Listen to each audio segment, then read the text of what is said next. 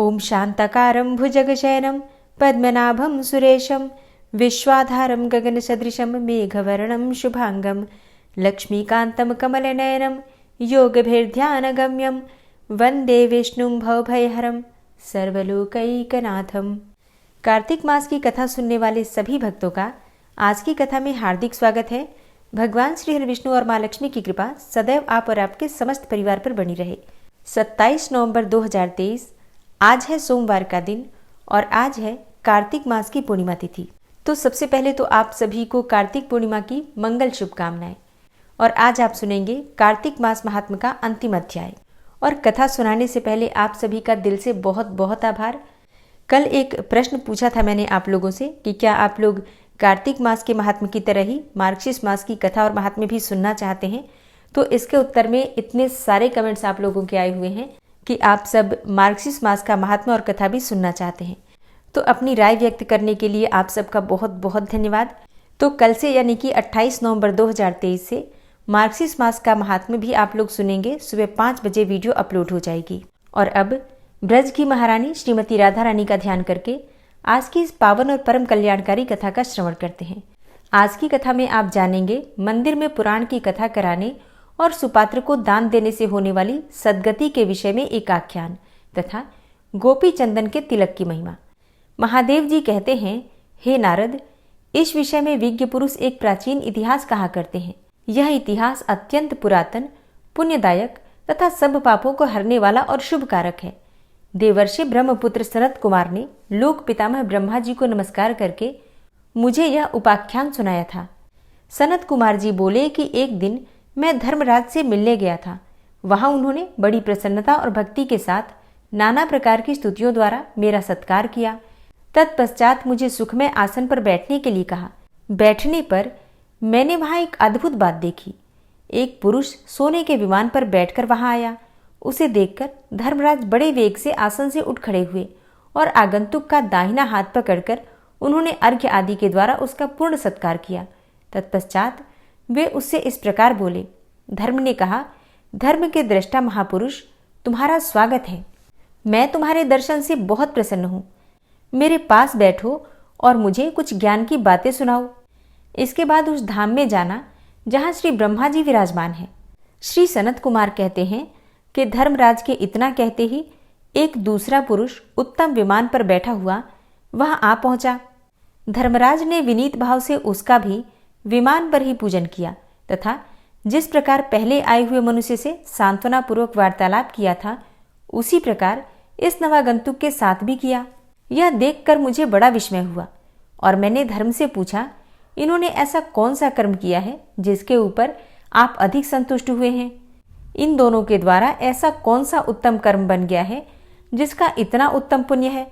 आप सर्वज्ञ हैं, अतः बताइए किस कर्म के प्रभाव से इन्हें दिव्य फल की प्राप्ति हुई है? मेरी बात सुनकर धर्मराज ने कहा, इन दोनों का किया हुआ कर्म बताता हूं, ध्यानपूर्वक सुनो। पृथ्वी पर वैदिश नाम का एक विख्यात नगर है। वहां धरापाल नाम से प्रसिद्ध एक राजा थे जिन्होंने भगवान विष्णु का मंदिर बनवाकर उसमें उनकी स्थापना की। उस नगर में जितने लोग रहते थे उन सबको उन्होंने भगवान का दर्शन करने के लिए आदेश दिया। गांव के भीतर बना हुआ श्री हरि विष्णु का ये सुंदर मंदिर लोगों से ठसाठस भर गया। तब राजा ने पहले ब्राह्मण आदि के समुदाय का पूजन किया। फिर उन महाबुद्धिमान नरेश ने इतिहास और पुराण के ज्ञाता एक श्रेष्ठ द्विज को, जो कि विद्या में भी श्रेष्ठ थे, वाचक बनाकर उनकी विशेष रूप से पूजा की। फिर क्रमशः गंध पुष्प आदि उपचारों से पुस्तक का भी पूजन करके राजा ने वाचक ब्राह्मण से विनयपूर्वक कहा, हे द्विज श्रेष्ठ, मैंने जो ये भगवान विष्णु का मंदिर बनवाया है इसमें धर्म श्रवण करने की इच्छा से चारों वर्णों का समुदाय एकत्रित हुआ है। अतः आप पुस्तक बांचिए और इस समय ये 100 स्वर्ण मुद्राएं उत्तम जीविका वृत्ति के रूप में ग्रहण कीजिए और 1 वर्ष तक प्रतिदिन कथा कहिए। वर्ष समाप्त होने पर पुनः और धन दूंगा। मुनि श्रेष्ठ इस प्रकार राजा के आदेश से वहां पुण्यमय कथा वार्ता का क्रम चालू हो गया। वर्ष बीतते बीतते आयु क्षीण हो जाने के कारण राजा की मृत्यु हो गई। तब मैंने तथा भगवान विष्णु ने भी इसके लिए द्युलोक से विमान भेजा था। ये जो दूसरे ब्राह्मण यहाँ आए थे, इन्होंने सत्संग के द्वारा उत्तम धर्म का श्रवण किया था। श्रवण करने से श्रद्धावश उसके हृदय में परमात्मा की भक्ति का उदय हुआ। हे मुनिश्रेष्ठ, फिर इन्होंने उन महात्मा वाचक की परिक्रमा की और उन्हें 1 माशा सुवर्ण दान दिया। सुपात्र को दान देने से इन्हें इस प्रकार के फल की प्राप्ति हुई है।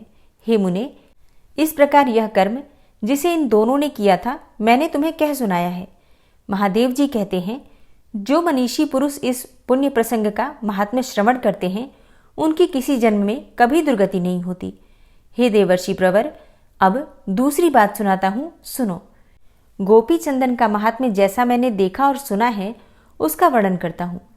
ब्राह्मण, क्षत्रिय, वैश्य अथवा शूद्र कोई भी क्यों न हो, जो विष्णु का भक्त होकर उनके भजन में तत्पर रहकर अपने अंगों में गोपी चंदन लगाता है, वह गंगा जल से नहाए हुए की भांति सब दोषों से मुक्त हो जाता है। कल्याण की इच्छा रखने वाले वैष्णव ब्राह्मणों के लिए गोपी चंदन का तिलक धारण करना विशेष रूप से कर्तव्य है। ललाट में दंड के आकार का, वक्षस्थल में कमल के सदृश, बाहुओं के मूल भाग में बांस के पत्ते के समान तथा अन्यत्र दीपक के तुल्य चंदन लगाना चाहिए, अथवा जैसी रुचि हो उसी के अनुसार भिन्न भिन्न अंगों में चंदन लगाएं। इसके लिए कोई खास नियम नहीं है।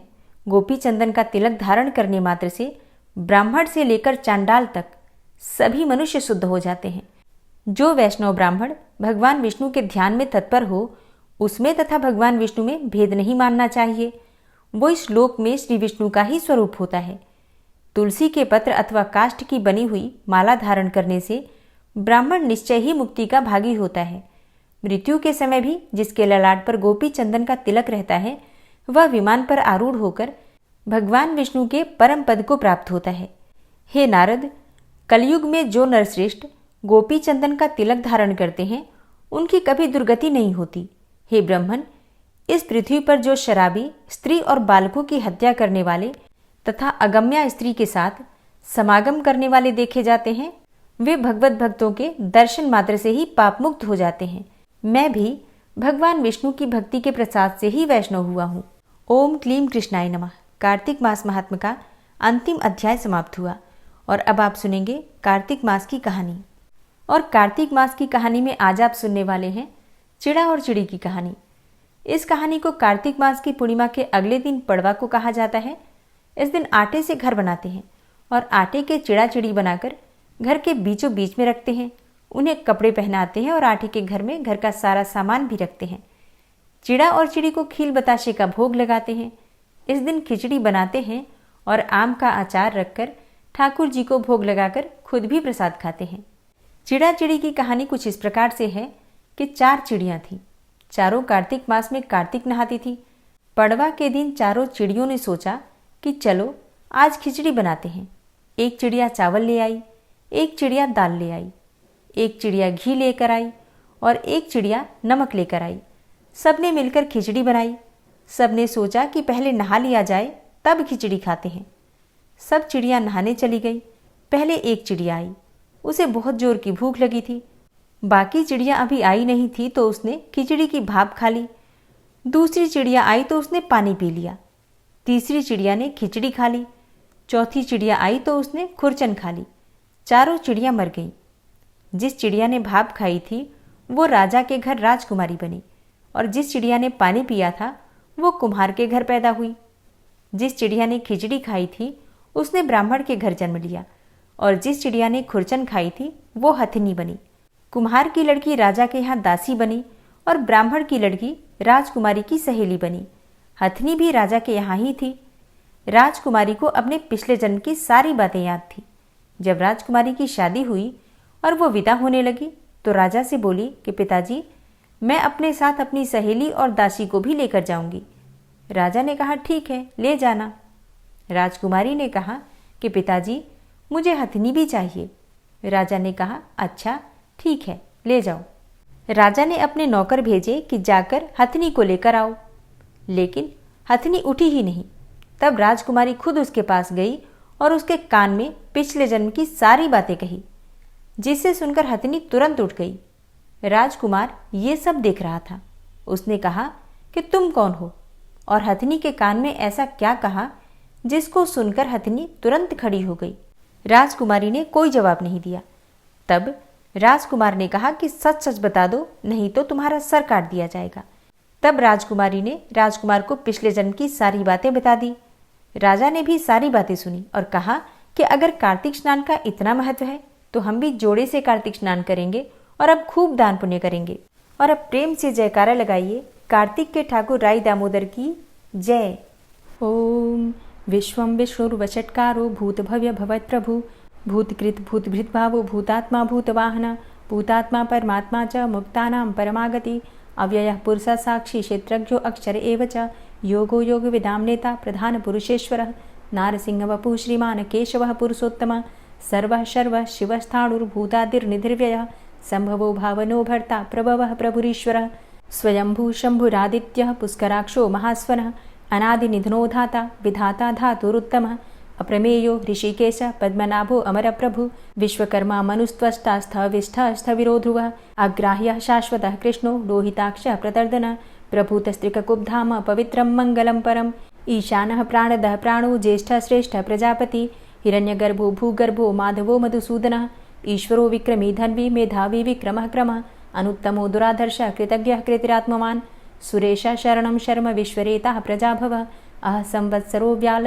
प्रत्ययः सर्वदर्शनः अज सर्वेश्वर सिद्ध सिद्धे सर्वादिर्च्युत वृषाकपिर्मेयात्मा सर्वयोगविनिश्रितः वसुर्वसुमनः सत्य समात्मा संमितः समः अमोघ पुण्डरीकाक्षो वृषकर्मा वृषाकृतिः रुद्रो बहुशिरा बभ्रुर्विश्वयोनिः शुचिश्रवः अमृतः शाश्वतस्थाणुर्वरारोहो महातपः सर्वगः सर्वविद्भानुर्विश्वक्सेनो जनार्दनः वेदो वेदविद्व्यङ्गो वेदाङ्गो वेदवित्कविः लोकाध्यक्षः सुराध्यक्षो धर्माध्यक्षः कृताकृतः चतुरात्मा चतुर्व्यूहश्चतुर्द्रष्टश्चतुर्भुजः भ्राजेष्णुर्भोजनं भोक्ता सहिष्णुर्जगदाति च अनघो विजयोजेता विश्वयोनिः पुनर्वसु उपेन्द्रो वामनः प्रांशुर्मोघः शुचिरुर्जितः अतीन्द्रः सङ्ग्रहः सर्गो धृतात्मा नियमो यमः वेद्यो वैद्यः सदा योगी वीरः माधवो मधु अतीन्द्रियो महामायो महोत्साहो महाबलः महाबुद्धिर्महावीर्यो महाशक्तिर्महाद्युतिः अनिर्देश्य वपुः श्रीमान् मेयात्मा महाधृतिर् महिश्वासो महीभर्ता श्रीनिवासः सतां गति अनिरुद्ध सुरानन्दो गोविन्दो गोविन्दाम्पति मरीचिर्दमनो हंस सुपर्णो भुजगोत्तम हिरण्यनाभ सुतपा पद्मनाभ प्रजापति अमृत्यु सर्वदिक्सिंह सन्धाता सन्धिमानस्थिर अजो दूर्मर्षणः शास्ता विश्रुतात्मा सुरारिः गुरुर्गुर्तमो धाम सत्य सत्यपराक्रम निमिषो अनिमिषो श्रग्वी वाचस्पतिरुदारधि अग्रणिर्ग्रामणी श्रीमान् न्यायो नेता समीरण सहस्रमूर्धा विश्वात्मा सहस्राक्ष सहस्रपात् आवर्तनो निवृत्तात्मा संवृतः संप्रमर्दन अह संवर्तको वह निर्निलोधरणीधरः सुप्रसादः प्रसन्नात्मा विश्वदृग् विशुभुग् विभु सत्कर्ता सत्कृतः साधु जहर्नुर्नारायणो नरः असंख्येयो अप्रमेयात्मा विशिष्टशिष्टकृच्छुवि सिद्धार्थ सिद्धसङ्कल्प सिद्धिदः सिद्धिसाधनः वृषाहि वृषभो विष्णुर्विष्पर्वा वृषोदरः वर्धनो वर्धमानश्च विविक्तः श्रुतिसागरः सुभुजो दूर्धरो वाग्मी महेन्द्रो वसुदो वसु नैकरूपो बृहद्रूप शिपिविष्टः प्रकाशनः ओजस्तेजो द्युतिधर प्रकाशात्मा प्रतापनः रिद्धस्पष्टाक्षरो मन्त्रश्चन्द्रांशुर्भास्करदुतिः अमृतांशुद्भवो भानु शशबिन्दुः सुरेश्वरः औषधं जगतः सेतु सत्यधर्मपराक्रमः भूतभव्य भवन्नाथ पवनः पावनो नलः कामः कामकृत्कान्तः कामः कामप्रदः प्रभु युगादिकृद्युगावर्तो नैकमायो महाशनः अदृश्यो अव्यक्तरूपश्च सहस्रजित् अनन्तजित् इष्टो अविशिष्ट शिष्टेष्ट शिखण्डी नहुसो वृष क्रोधः क्रोधकृत्कर्ता विश्वबाहुर्महीधरः अच्युतः प्रतितः प्राणः प्राणदो वासवानुजः अपां निधिर्धिष्ठानं प्रमत्तः प्रतिष्ठितः स्कन्दः स्कन्दधरो धूर्यो वरदो वायुवाहनः वासुदेवो बृहद्भानुरादिदेवः पुरन्दरः अशोकस्तारणस्तारः शूरः सौरिर्जनेश्वरः अनुकूलः शतावर्त पद्मी पद्मनिभेक्षणः पद्मनाभो अरविन्दाक्ष पद्मगर्भ शरीरभृत् महर्धिरिद्धो वृद्धात्मा महाक्षो गरुडाध्वजः अतुलः शरभो भीमो समयज्ञो हविर्हरि सर्वलक्षणलक्षण्यो लक्ष्मीवान् समितिञ्जयः वीक्षरो रोहितो मार्गो हेतुर्दामोदरः सह महीधरो महाभागो वेगवान् मिताशनः उद्भवः क्षोभणो देवः श्रीगर्भः परमेश्वरः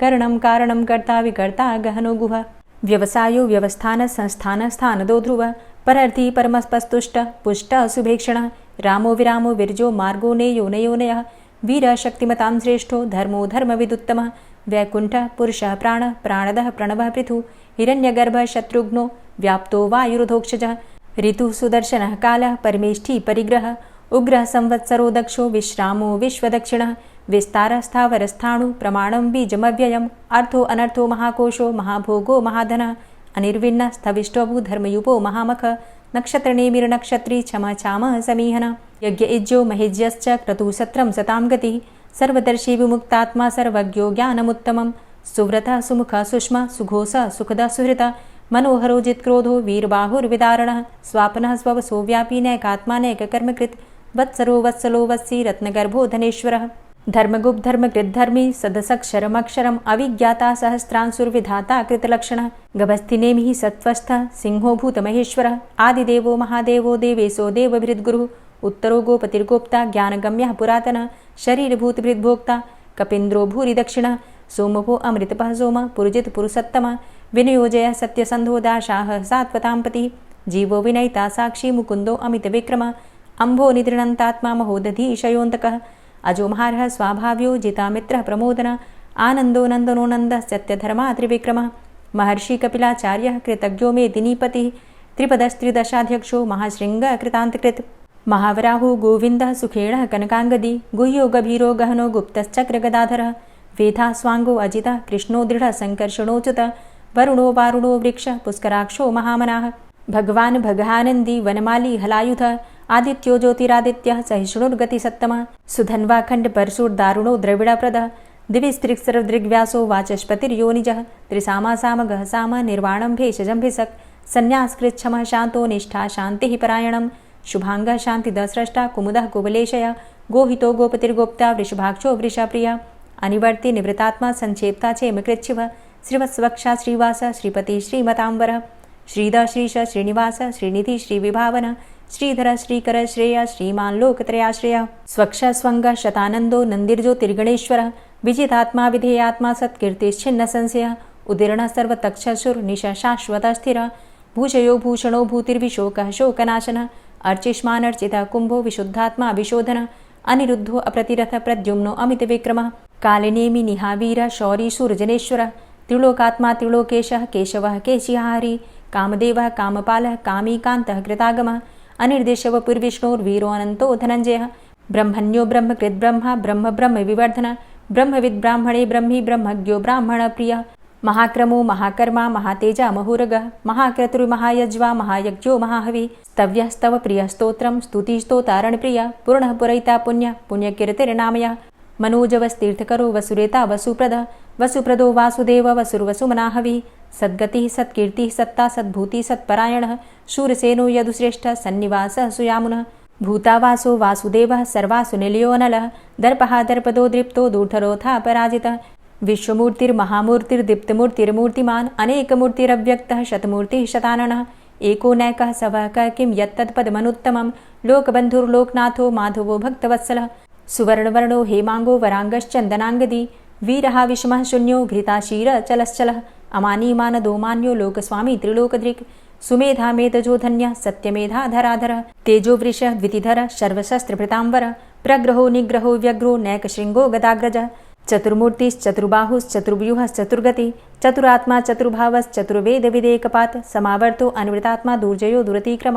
दुर्लभो दुर्गमो दुर्गो दुरावासो दुरारिहा शुभांगो लोकसारंगः सुतन्तुस्तन्तुवर्धन इंद्रकर्मा महाकर्मा कृतकर्मा कृतागमः उद्भवः सुन्दरः सुन्दो रत्ननाभः सुलोचनः अर्को वाजसनः शृङ्गी जयन्तः सर्वविजयी सुवर्णबिन्दुरक्षोभ्य सर्वभागीश्वरेश्वरः महाहृदो महागर्तो महाभूतो महानिधि कुमुदः कुन्दरः कुन्दः पर्जन्यः पावनो नीलः अमृताशो अमृतवपुः सर्वज्ञः सर्वतोमुखः सुलभः सुव्रतः सिद्धः शत्रुजित् शत्रुतापनः न्यग्रोधो दुम्बरो अस्वस्थश्चाणुरान्ध्रनिषूदनः सहस्रार्चिः सप्तजिह्वः सप्तैधा सप्तवाहनः अमूर्तिरणघो अचिन्त्यो भयकृद्भयनाशनः अणुर्बृहत्कृशः स्थूलो गुणभृन्निर्गुणो महान् अधृतस्वधृतः स्वास्य प्राग्वंशो वंशवर्धनः भारभृतिकथितो योगी योगी स सर्वकामद आश्रमश्रमण क्षाम सुपर्णो वायुवाहन धनुर्धरो धनुर्वेदो दण्डोदमयितादम अपराजितः सर्वसहो नियन्ता नियमो यमः सत्त्ववान् सात्विकः सत्य सत्यधर्मपरायण अभिप्रायः प्रियार्होरः प्रियकृत्प्रीतिवर्धनः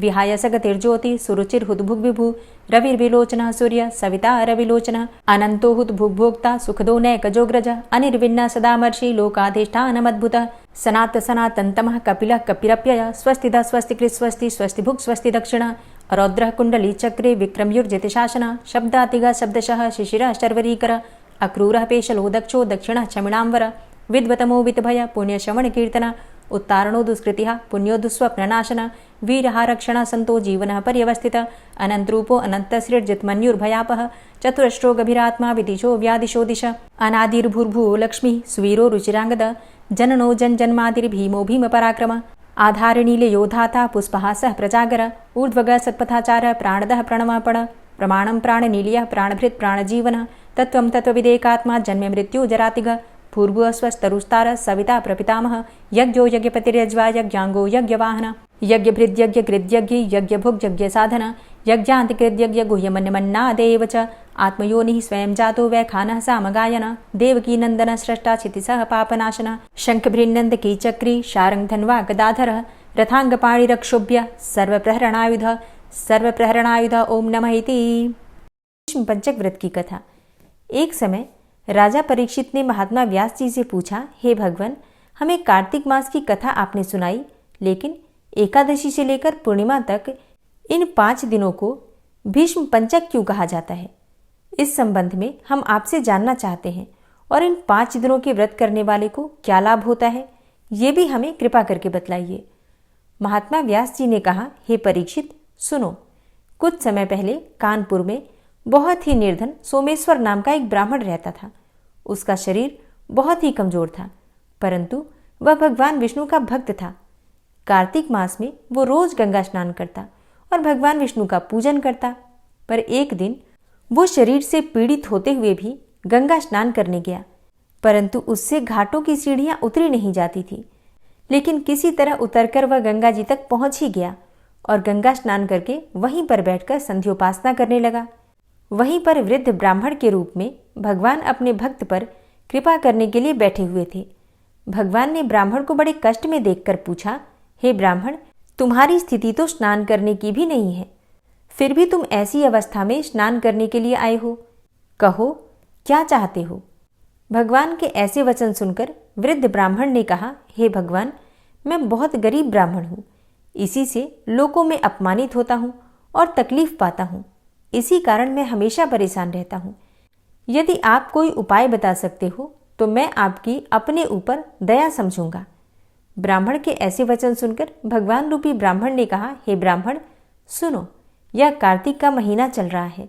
इसमें शुक्ल पक्ष की एकादशी से लेकर पूर्णिमा तक जो ये 5 दिन हैं, इनको भीष्म पंचक के नाम से पुकारा जाता है।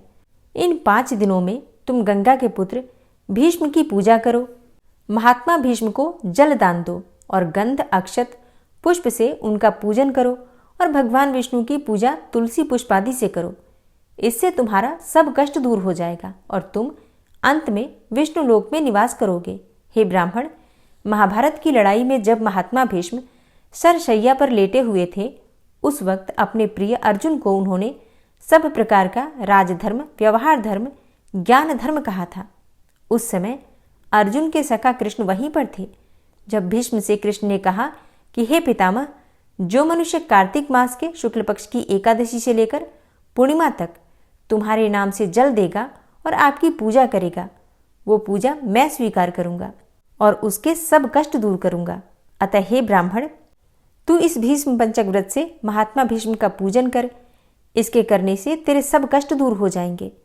इसके बाद उस ब्राह्मण ने भीष्म पंचक का व्रत किया और सब सुखों को प्राप्त करता हुआ अंत में विष्णु लोक में गया। इसलिए कार्तिक मास में महात्मा भीष्म का व्रत भी अवश्य करना चाहिए। इससे सर्व आनंद प्राप्त होता है और अंत में विष्णु लोक की प्राप्ति होती है, मोक्ष की प्राप्ति होती है। तो प्रेम से बोलिए महात्मा भीष्म की जय, भगवान श्री कृष्ण की जय। पंचभीखू की कथा। एक साहूकार के बेटे की बहू थी जो बहुत सुबह उठकर कार्तिक के महीने में रोजाना गंगा नहाने जाती थी और पराये पुरुष का मुंह नहीं देखती थी। एक राजा का लड़का था जो कि रोज गंगा नहाने जाता था। जब भी वो गंगा नहाने जाता और सोचता कि मैं इतनी सुबह नहाने आता हूँ, फिर भी मेरे से पहले कौन नहा लेता है। 5 दिन कार्तिक के रह गए। अब कार्तिक मास के 5 दिन रह गए। फिर उस दिन साहूकार की बहू तो नहाकर जा रही थी, उसी समय राजा का बेटा आ रहा था। खुड़का सुनकर वो जल्दी जल्दी जाने लगी और इस वजह से उसकी माला मोचड़ी टूट गई।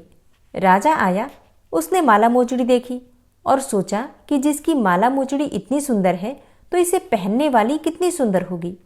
सारी नगरी में राजा ने हेलो फिरा दिया कि जिसकी ये माला मोचड़ी है वो मेरे पास 5 दिन आएगी, तब मैं उसकी माला मोचड़ी वापस दूंगा। साहूकार के बेटे की बहू ने कहलवा दिया कि मैं 5 दिन आऊंगी, पर किसी को साख भरने के लिए बिठा दियो। राजा ने गंगा जी पर बिछावन करके एक तोते को पिंजरे में टांग कर रख दिया। वो सुबह आई और पहली पैड़ी पर पैर रखकर बोली, हे कार्तिक के ठाकुर, राय दामोदर, पांचों पांडु, छठो नारायण, भीषम राजा, उस पापी को नींद आ जाए। मैं सत की हूं तो मेरा सत रखना। राजा को नींद आ गई और वो नहा धोकर जाने लगी तो तोते अर्थात सुवा से बोली कि सुवा सुवा सुवटा, गल घालूंगी हार, साख भरिए मेरा वीरा। सुवा बोला, ये कोई वीर भी साख भर सकता है? तब वो बोली कि सुवा सुवा सुवटा, पग घालूंगी नेवर, साख भरिए मेरा देवर। सुवा ने कहा, अच्छा भाभी, मैं साख भरूंगा। वो तो कहकर चली गई। राजा हड़बड़ा कर उठा। सुवा से पूछा कि सुवा सुवा वो आई थी, कैसी थी? सुवा बोला, आभा की सी बीजनी, होली की सी झल, केला की सी कामनी, गुलाब का सा रंग। राजा ने सोचा कि कल मैं अपनी उंगली चीर के बैठ जाऊंगा तो नींद नहीं आएगी। दूसरे दिन उंगली में चीरा डालकर बैठ गया। वो आई, उसने वैसे ही प्रार्थना करी, बस राजा को नींद आ गई। नहा के जाने लगी तो सुवा ने साख भरा दी। राजा ने उठते ही फिर सुवा से पूछा तो सुवा ने कल के जैसा ही जवाब दिया। उसने सोचा कल तो मैं आंख में मिर्च डालकर बैठ जाऊंगा। तीसरे दिन आंख में मिर्च डालकर बैठ गया। सारी रात हाय हाय करके बिताई। वो आई और उसने वैसे ही प्रार्थना की। राजा को फिर से नींद आ गई। वो नहाकर सुवा से साख भराकर चली गई। अब राजा ने सोचा कि कल तो मैं कांटों की सेज बिछाकर बैठूंगा। चौथे दिन वो कांटों की सेज पर बैठकर हाय हाय करता रहा, पर जब वो आई तो उसने प्रार्थना की और राजा को नींद आ गई। उसने सुवा से साख भरा ली और कहा कि उस पापी से कह दियो मेरे 5 दिन पूरे हो गए, अब मेरी माला मोचड़ी मेरे घर भेज देगा। राजा ने उठते ही सुवा से पूछा कि वो आई थी क्या? सुवा बोला, आई थी, अपनी माला मोचड़ी मंगाई है। थोड़े दिन के बाद राजा को कोढ़ निकल आया। त्राही त्राही पुकारने लगा। ब्राह्मण को बुलाकर पूछा कि सारे शरीर में जलन कैसे लग गई। ब्राह्मण बोला कि ये कोई पतिव्रता स्त्री का पाप धरा है जिससे लगी है। राजा ने पूछा कि अब कैसे ठीक होगा? ब्राह्मण बोला कि तुम उसको धर्म की बहन बनाओ और उसके नहाए हुए जल से नहाओगे तो तुम्हारा जलन कोढ़ ठीक हो जाएगा। अब राजा माला मोचड़ी लेकर उसके घर गया और साहूकार से बोला कि ये तेरी बहू गंगा पर भूल गई थी, ये उसे दे दो और कह देना कि अपने नहाए हुए जल से मुझे नहला दे। साहूकार बोला कि वो तो पराये पुरुष का मुंह ही नहीं देखती, तो इस नाली के नीचे बैठ जा, जब वो नहाएगी तो तेरे ऊपर पानी पड़ जाएगा। राजा नाली के नीचे बैठ गया और वो नहाया जल गिरने से उसकी काया कंचन सी हो गई। हे पंचभीखू देवता, जैसे साहूकार की बहू का सत रखा ऐसा सबका रखियो, कहते सुनते हुंकारा भरते हमारे सारे परिवार का रखियो। और अब आप सुनेंगे श्री तुलसी चालीसा। श्री तुलसी महारानी करो विनय सिरनाय, जो मम हो संकट विकट दीजे मात नशाय। नमो नमो तुलसी महारानी, महिमा अमित न जाए बखानी। दियो विष्णु तुमको सन्माना, जग में छायो सुयस महाना। विष्णु प्रिया जय जयति भवानी, तिहु लोक की हो सुख खानी। भगवत पूजा करे जो कोई, बिना तुम्हारे सफल न होई। जिन घर तव नहीं होय निवासा, उस घर कर ही विष्णु नहीं बासा। करे सदा जो तव नित सुमिरन, तेहि के काज होय सब पूरन। कार्तिक मास महात्म तुम्हारा, ताको जानत सब संसारा। तव पूजन जो करे कुंवारी, पावे सुंदर वर सुकुमारी। करे जो पूजा नित प्रति नारी, सुख संपत्ति से होय सुखारी। वृद्धा नारी करे जो पूजन, मिले भक्ति होवे पुलकित मन। श्रद्धा से पूजे जो कोई, भवनिधि से तर जावे सोई।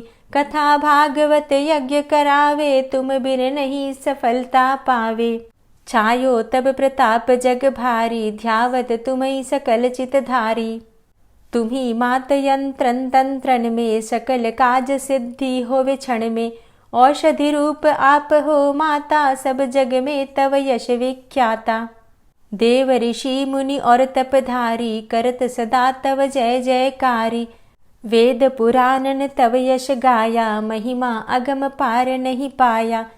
नमो नमो जय जय सुख कारणी, नमो नमो जय दुख निवारणी। नमो नमो सुख संपत्ति देनी, नमो नमो अघ काटन चेनी। नमो नमो भक्तन दुख हरणी, नमो नमो दुष्टन मद छेनी। नमो नमो भव पार उतारणी, नमो नमो परलोक सुधारणी। नमो नमो निज भक्त उबारणी, नमो नमो जन काज सवारणी। नमो नमो जय कुमति नशावनी, नमो नमो सब सुख उपजावनी। जयति जयति जय तुलसी माई, ध्याऊं तुमको शीश नवाई। निज जन जानि मोहि अपनाओ, बिगड़े कारज आप बनाओ। करूं विनय मैं मात तुम्हारी, पूर्ण आशा करहु हमारी। शरण चरण कर जोरी मनाऊं, निश दिन तेरे ही गुण गाऊं। करहु मात अब मोह पर दाया, निर्मल होए सकल मम काया। मांगू मातु यही बर दीजे, सकल मनोरथ पूर्ण कीजे। जानू नहीं कछु नेम आचारा, क्षमहु मातु अपराध हमारा। 12 मास करे जो पूजा, तासम जग में और नहीं दूजा। प्रथम ही गंगा जल मंगवावे, फिर सुंदर स्नान करावे। चंदन अक्षत पुष्प चढ़ावे, धूप दीप नैवेद्य लगावे। करें आचमन गंगा जल से, ध्यान करे हृदय निर्मल से। पाठ करे फिर चालीसा की, स्तुति करे मात तुलसा की। यह विधि पूजा करे हमेशा, ताके तन नहीं रहे कलेशा। करे मास कार्तिक का साधन, सोवे नित पवित्र हुई जाहि। है यह कथा महासुखदाई, पढ़े सुने सो भव तर जाई। यह श्री तुलसी चालीसा, पाठ करे जो कोय। गोविंद सो फल पावही, जो मन इच्छा होय। तुलसी चालीसा संपूर्ण। और अब आप सुनेंगे तुलसी महारानी की आरती। तुलसी महारानी नमो नमो, हरि की पटरानी नमो नमो। तुलसी महारानी नमो नमो, हरि की पटरानी नमो नमो। धन्य तुलसी पूर्ण तप कीनो, धन्य तुलसी पूर्ण तप कीनो। शालिग्राम की बनी पटरानी नमो नमो। तुलसी महारानी नमो नमो, हरि की पटरानी नमो नमो। जाके पत्र मंजरी कोमल, जाके पत्र मंजरी कोमल। श्रीपति कमल चरण लपटानी नमो नमो, हरि की पटरानी नमो नमो। तुलसी महारानी नमो नमो। धूप दीप नैवेद्य आरती, धूप दीप नैवेद्य आरती। पुष्पन की वर्षा बरसानी नमो नमो, हरि की पटरानी नमो नमो। तुलसा महारानी नमो नमो। 56 भोग 36 व्यंजन, 56 भोग 36 व्यंजन। बिन तुलसा हरि एक न मानी नमो नमो। तुलसी महारानी नमो नमो, हरि की पटरानी नमो नमो। सभी सखी मैया तेरो यश गावे, सभी सखी मैया तेरो यश गावे। भक्ति दान दीजे महारानी नमो नमो। तुलसा महारानी नमो नमो, हरि की पटरानी नमो नमो। नमो नमो तुलसा महारानी, नमो नमो तुलसी महारानी। तुलसी महारानी नमो नमो, हरि की पटरानी नमो नमो। तुलसी महारानी नमो नमो, हरि की पटरानी नमो नमो। प्रेम से बोलिए तुलसी मैया की जय। उम्मीद करती हूँ आज की वीडियो आपको ज़रूर पसंद आई होगी। वीडियो अच्छी लगी हो तो लाइक कीजिए, शेयर कीजिए। चैनल पर पहली बार आए हैं, अभी तक आपने चैनल को सब्सक्राइब नहीं किया है तो आज की वीडियो अगर आपको अच्छी लगे तो चैनल को सब्सक्राइब करके बेल आइकन को ज़रूर प्रेस कर लीजिए। इससे ये होगा कि इस चैनल पर जो भी नई वीडियो अपलोड होंगी उनकी नोटिफिकेशन आपको सही समय पर प्राप्त होगी। मिलती हूँ मैं आपसे अगली वीडियो में, तब तक के लिए जय श्री राधे।